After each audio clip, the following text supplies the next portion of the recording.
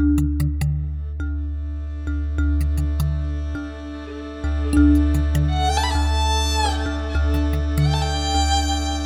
have a neighbor who belongs to another Mennonite church here in Goshen.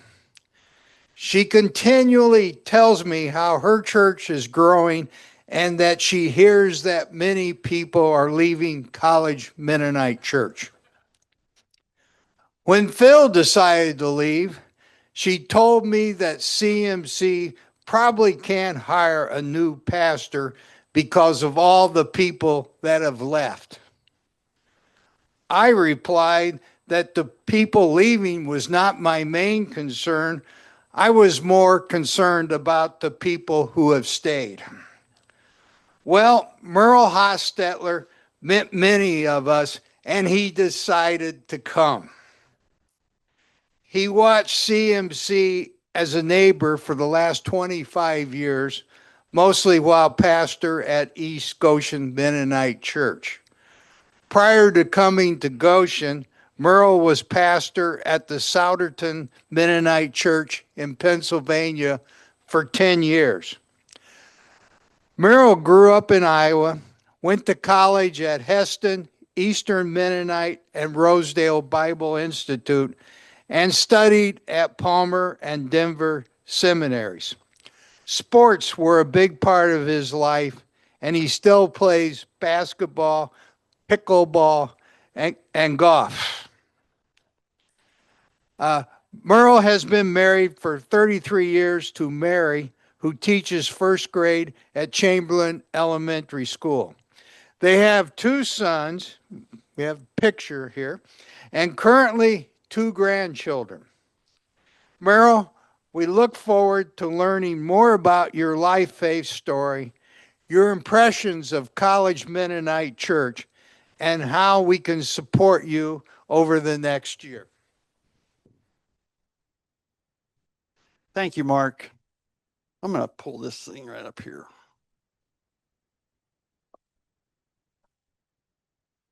I'd use the music stand, but that's being used.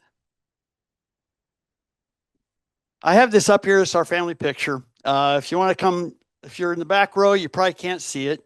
But it's our most recent one. And so you're welcome to look at that or anyway, that gives you a little clue of who I am. I'm not going to get into a lot of my background and things like that. I want to tell a couple stories today. But before I do that, just recognizing that we're coming out of a worship service where we each year remember those who've gone before us. And it's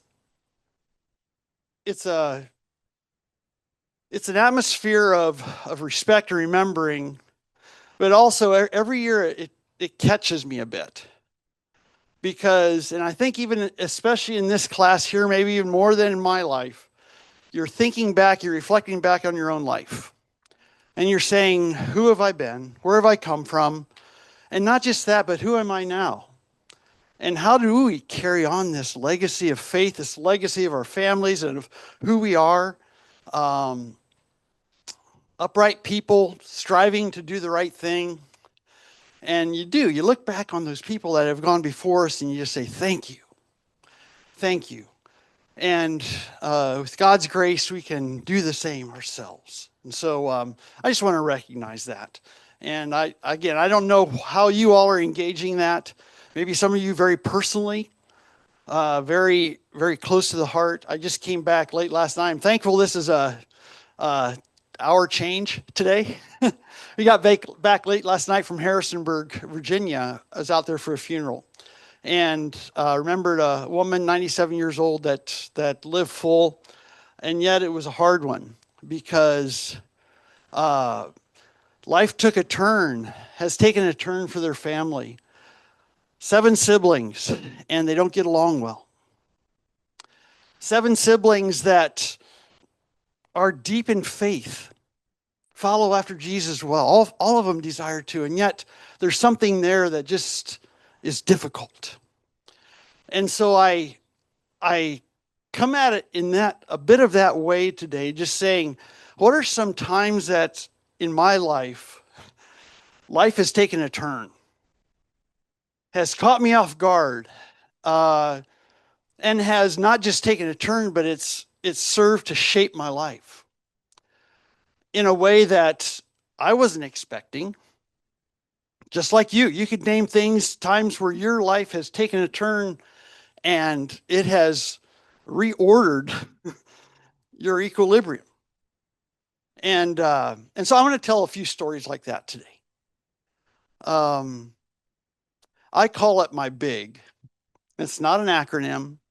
It's just they're big because they're influential. They are. This goes to sleep on me. Sorry about that. They go to these events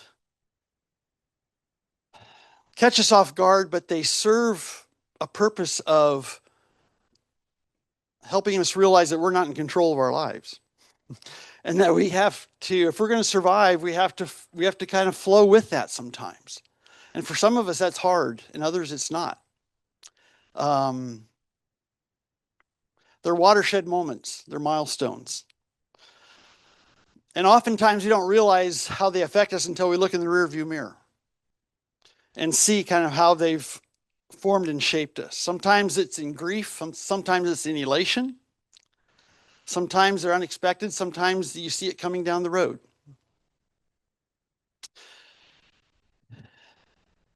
In 1969, my family of 6 children, I was in 4th grade at the time. Yeah, fourth, went 4th to 5th. We and as you can imagine, a 4th grader, I didn't realize kind of what was happening, but I just knew we were planning to move from Kelowna, Iowa, southeastern Iowa, to Albert Lea, Minnesota. And farmers, Dad sold the cows. Didn't sell the farm, kept the farm, but moved up, bought a house up in an area I'd never been to before. We had some really good friends of my parents who were there and had planted a church. And again, this is kind of knowing more in the rearview mirror, but they asked Mom and Dad and our family to come up and be with them in that venture. And as a 4th grader, you don't realize the price of that, right? Or the cost of doing that kind of a move. And truthfully, that is, it's actually was up with Levina's sister, was part of that family. Was that family up there. And so their kids were about our age. And so they asked Mom and Dad to consider that. And Mom and Dad did that. And you can imagine that kind of a move, how big that was. And that has formed my understanding of faith and has formed my approach to living more than I ever thought it would. Yesterday at the funeral,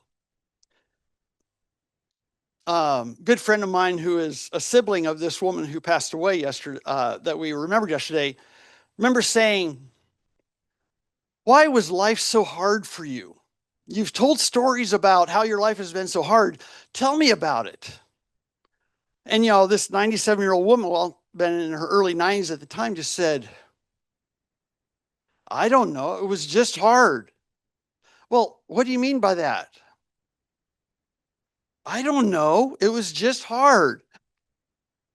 There's a generation I've experienced with my parents and others who, when you try to ask them, how did that affect you? Or what emotions did you have? Or how'd that affect your relationships? They have a hard time putting that into words. And this woman who passed away did the same thing. It was just, that was the way life was. And I think that's the way Mom and Dad were when we moved to Minnesota. We've asked them a number of times, why did you do that? Or how did that affect your relationships? And they just go, "Oh no, we just did it." And so I don't know how many of you could do a faith move like that and not really have an explanation for it. You just did it. That was what you did. And so that was one event that really formed my life. in ways, again, not at the time when I was in fourth grade necessarily, where I realized it, but afterwards. A second one that really was a big event in my life and Mary in my life was we got married in 91. And so I was about 30 years old. And we knew that we wanted to start a family pretty directly. And so we worked at that. And it didn't work the way we were hoping. And this is going down a road that maybe a lot of you have been down before as well. The road of infertility. And that's a long journey. And it's a journey that continues in a lot of different ways. But I just say that was a big turn, a big change for us. Because all of a sudden, those dreams, those expectations, those things that you did to plan ahead, all of a sudden went for naught. And it took a turn in a way that caught us off guard. Now, we knew it to a point because her sisters were also dealing with it. And so we had kind of known that there was some possibility there, but we didn't realize to what extent that would really affect us. For example, I was in the pastorate already. I was out in Souderton, and a place where I didn't just work, but we had very close relationships. That was probably the dear place for us, some dear friends. And yet, Sunday mornings were one of the toughest places for us. It was tough to be in there and sit behind a family where there's a lot of children. It was tough to sit there during child dedications or during children's time or Christmas programs or whatever it was. And also, I was on staff, so I couldn't just kind of sit in the back row, kind of pop in, pop out. And of course, Mary didn't feel that either. There was a number of times where she had to just leave. And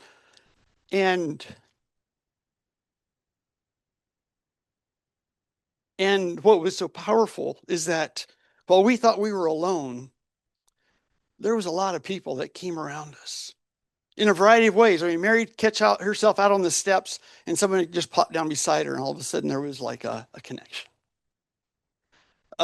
We'd find notes in our mailboxes. And there was times where I would share a bit in the worship service about our journey, about the difficulty of it. You know, we were going through infertility. We'd run down to Philly to take tests and things like that. So we kept it pretty close to the chest, but sometimes we shared it. And the more we shared it, the more we were vulnerable and willing to do that, the more people came out of the woodwork and just said, us too.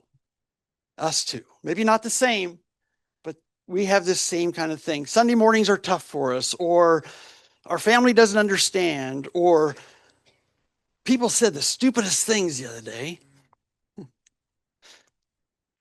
Then also, with the same breath, and more so, people would say, yeah, there's people that care here. There's people that have stepped out for us. And so that was another journey that, you know, these are our two boys. They're adopted.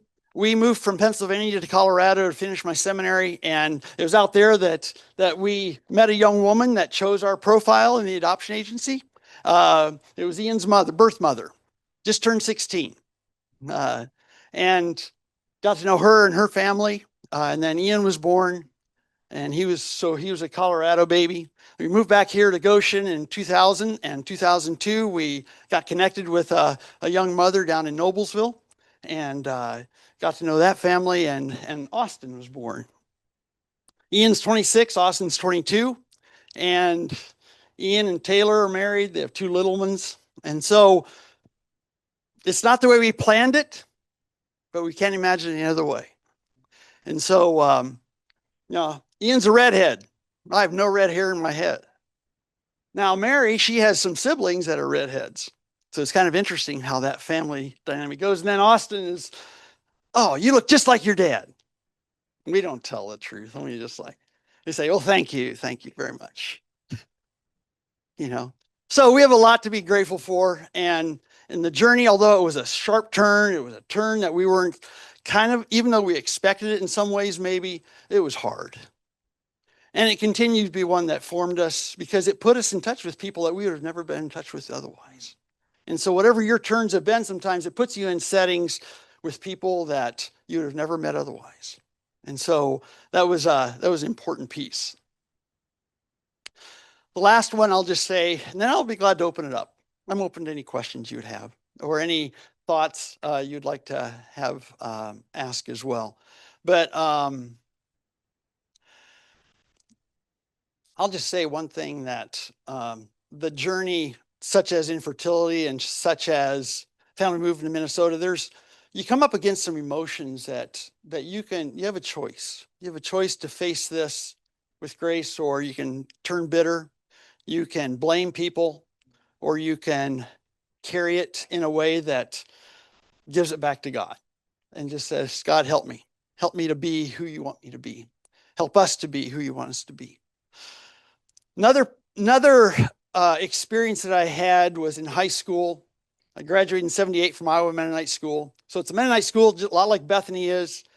But just because it's a Mennonite school or a faith-based school doesn't mean that they're without people who don't treat people very well, right? And every school, every church even sometimes, persons come away feeling like they aren't regarded very well or they are treated unfairly, that type of thing. Well, high school was that way. And I still remember there was a student a year older than me that treated me with contempt. He was very accomplished in what he did. He was an athlete. He was personable. He had the marks of a leader, someone that people looked up to. And yet, for whatever reason, Merle was the butt of his jokes. Merle was someone that he liked to squish in the dirt. And I still don't understand why. Really, I mean, I was ornery. I was not someone that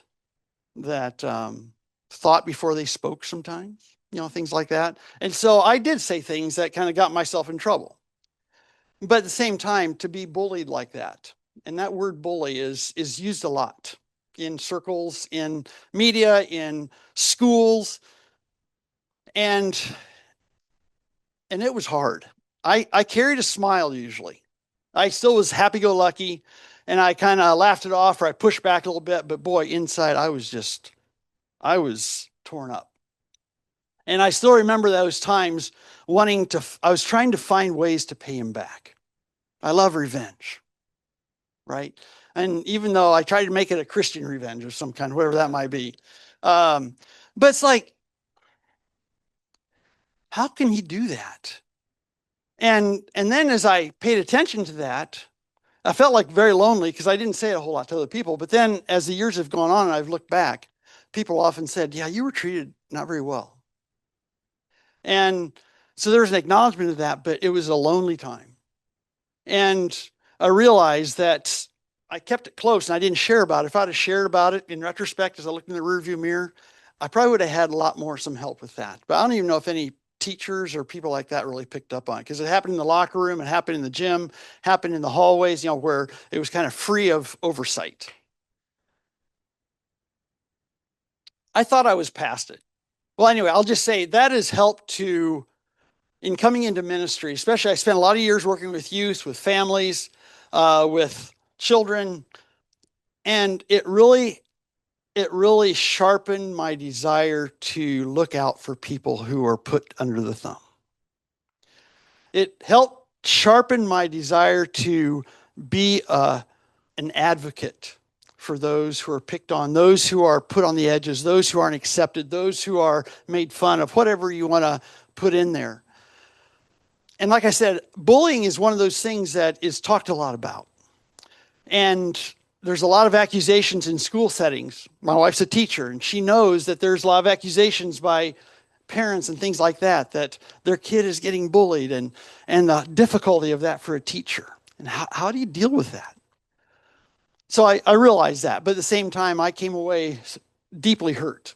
And it has been many times through those years since then that I've had to really work at forgiveness, at not wanting to pay back. And I thought I was pretty well by it. I'd been pastoring for a lot of years. I'd been in a lot of situations, people helping situations. And then I was back home one Christmas, and we were down at a local cafe, my brothers and I, My dad was in there back before he had passed away. And all of a sudden, this guy comes in with some of his family. He was from out of town now, but he'd come back and was visiting. And he saw my brothers and came over and just started talking. And what caught me off guard was that I was just like, I wanted to say something and get back at. I mean, it made me realize that this forgiveness piece is not a once and done thing. It's something I have to continue to choose in how I respond to him, but also in how I treat others. And so that formed like I said, my approach in ministry, my care for people, my compassion, but also made me realize that changed how I did school. When I was not only wounded, but I was made to feel inferior. I was made to feel less than. And it took away my confidence. It took away my desire to do things. I quit the basketball team because he was on the team. And I love playing. And yet it affected me. So what do you do with that? All those, as I look down through there, I say, what happens when you hit a circumstance in life and you are like, this is unnerving. This is pulling the rug out from underneath me. This is challenging me. And I just found that, first of all, and it's not just a soft saying, but my faith is huge in my life. And it has helped to shape who I am and who I desire to be. But the one that really stands out to me is that whole idea of trusting other people and trusting those things that are difficult in life, those sharp turns that we face, not to face those alone.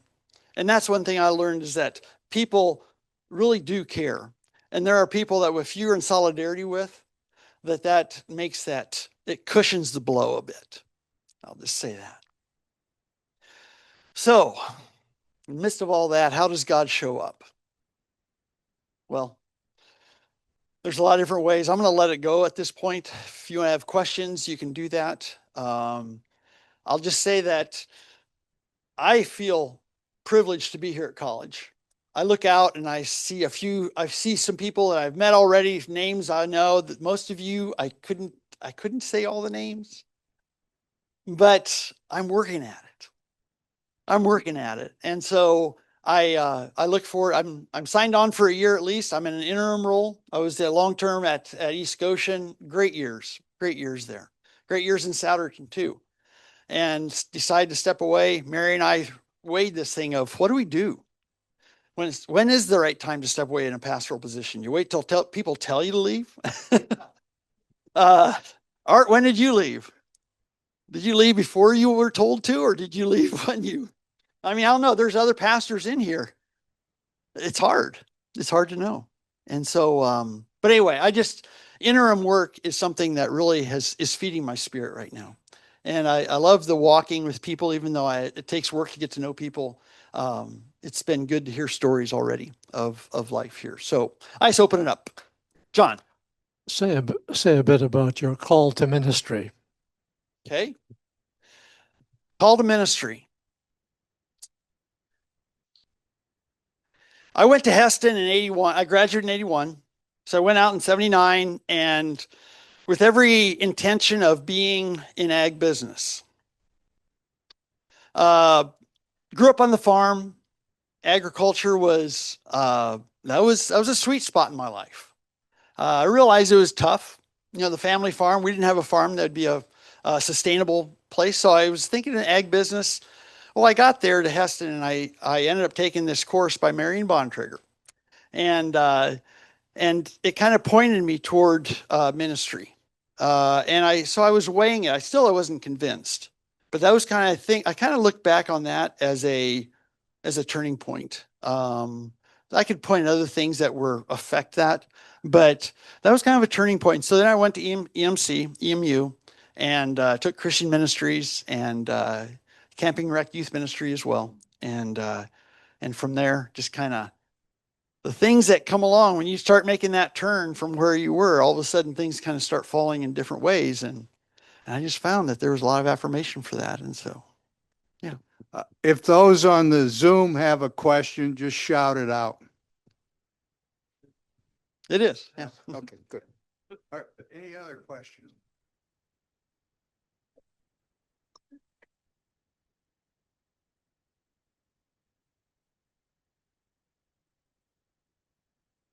How many are pickleball players? Vic. Okay. Okay. Here's. No, he just said he was a pickleball player. They thought you were volunteering for something.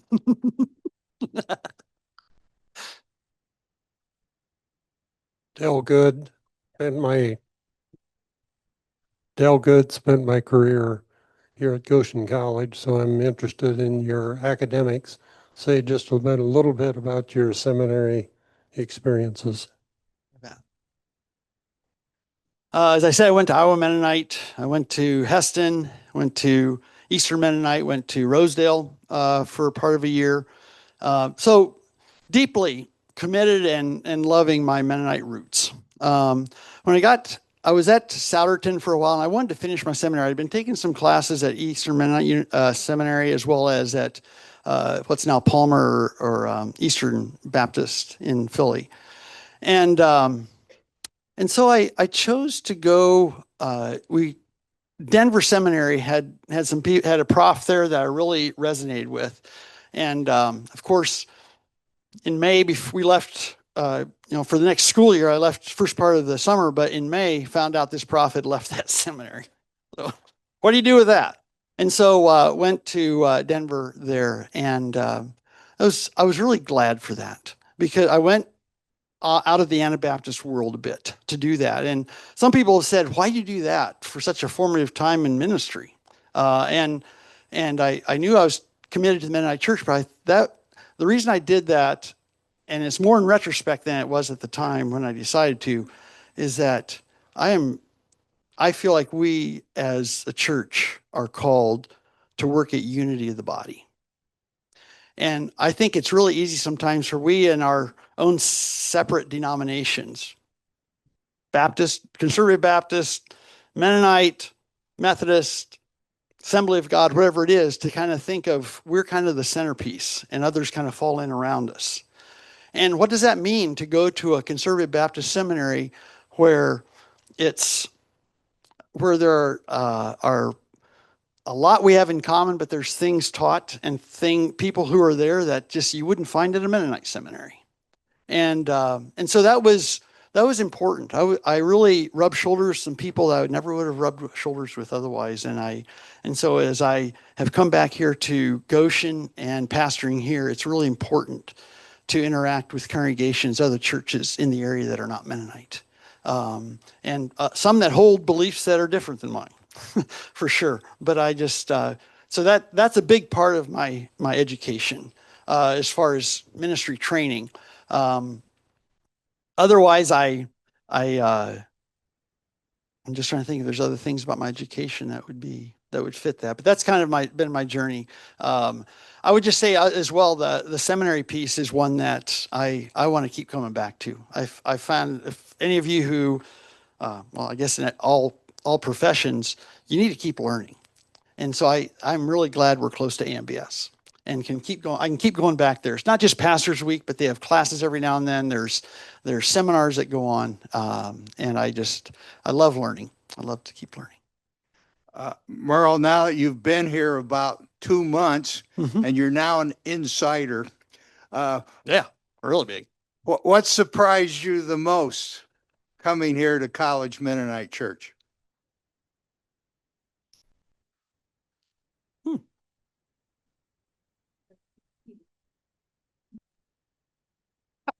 Thank you, June. June says that's repeatable. I realize that people hold opinions. Every church has that, by the way. I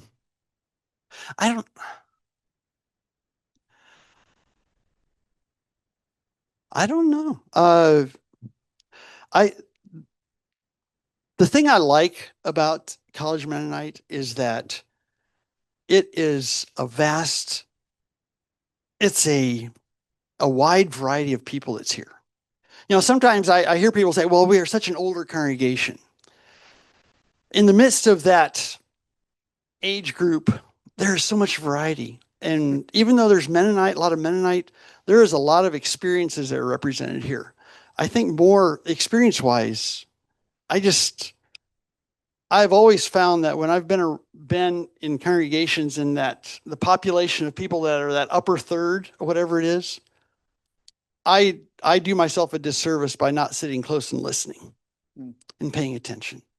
And I hope that this space here is a space, whether it's this class or in the congregational setting, that you can be heard, that you can be listened to.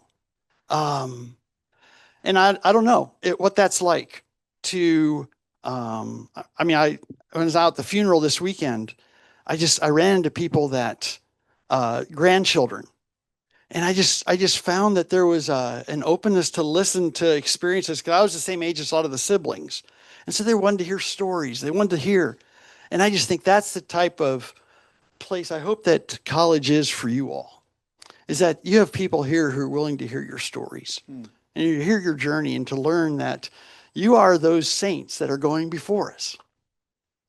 You are the people that have lived life in a lot of different places, in a lot of different ways. And so I value that here. That's one thing I value. Does that get to what your question was? I wanted to make sure I'm getting the right one. Merle, I really didn't know you until, and I got to know you better through a Rotary meeting of all places. You and Sid figure. and Gingrich, and you three guys put on a show for us at Rotary, a good show, talking about your days back in Iowa Mennonite School. You showed a very nice part of your background. Do you have anything more to say about that? Yeah. I chuckle a little bit because I was at one of the Mennonite conventions way back in Oregon, 91. And I remember being out there, we were in Pennsylvania, and I remember the people from Indiana were arrogant. They came across us. Everything was about, go Indiana. Everything would come up and there was this like, rah, rah, Indiana.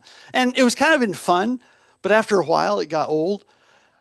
And so, like at this Rotary meeting, it just felt like Iowa and Iowa Mennonite was always kind of, oh, you're from Iowa, and kind of that Iowa cheer that goes with it and stuff. And yet I'm really leery of that, because the last thing I want is to be like, and I don't say about Indiana because we're here now, but just so happened that's what happened there. And every now and then you go, like if you're out in Pennsylvania, you have all the Penn State people go, or Phillies or something like that. And so I love talking about Iowa, but I'm always cautious because I don't want it to come across. Every now and then I hear these refrains around here like, oh, you're from Iowa, one of those people. And I know, and that's not what you're saying, Arlen. I realize that. Yeah, I understand that. So I say all that just to preface this. The thing that I really appreciate, I grew up in a large family out there. Well, it was average then, seven kids, farm family. There was a lot of people. The church was a very positive experience for me. Growing up in the Conservative Mennonite Conference. And it was a place where believe it or not, my leadership things were groomed well as a teenager.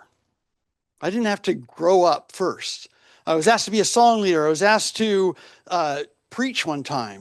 I was asked to be a part of a quartet. I was asked to, there's just a number of things like that it just really was a place that I thought fed well leaders. And truth be told, there's out of my home congregation, Sunnyside, there's a lot of Mennonite leaders that have come out of there. And if you want to know names, I can tell you names, but at the same time, I look at that as important for me.